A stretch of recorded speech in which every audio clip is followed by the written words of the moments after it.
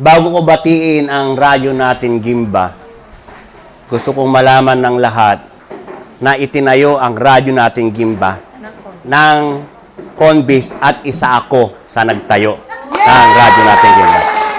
Ito kasi Conbis nung araw at ang project ng Conbis, radyo. Natatanda mo yan? Oh, yan. Isa ako sa board director nung unang itinayo namin. Tapos, ang aming nag-cutting ribbon. Ang bisita namin noon sa cutting ribbon ay si dating Congressman Paeng Mariano. Tama ba? O, yun. Natatandaan ko pa yung mga araw na yan. Yes, namin. O, siya ang cutting ribbon nung araw. Anyway, binabati ko ang radyo nating Gimba. 19 years na ang radyo nating Gimba. Kabata ko pa pala noon. Oh, bata ka pa noon. Noon tinayaw ng bata ko pa pala noon. Alam ko marami nang pinagdaanan ang radyo natin, lalo na sa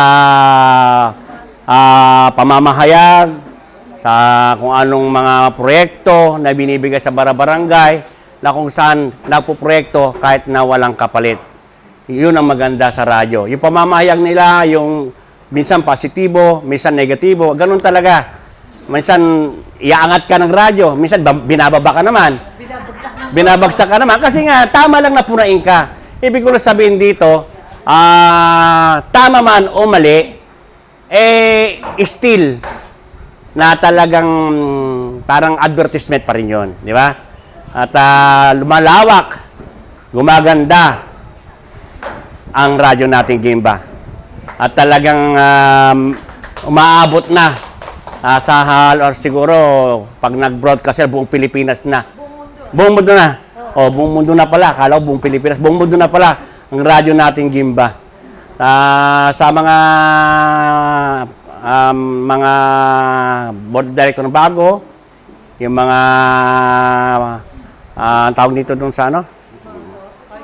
Mga staff, reporters, ipagpatuloy ninyo ang magandang sinimulan ng radyo natin Gimba. At lalo yung palawigin, lalo yung paangatin ang sistema sa larangan na pangmamahayag. Magandang hapon po sa inyong lahat. Ito po si Doc Lito Galapon.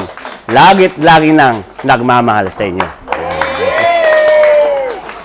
Maraming salamat, Mayor Doc Lito Galapon.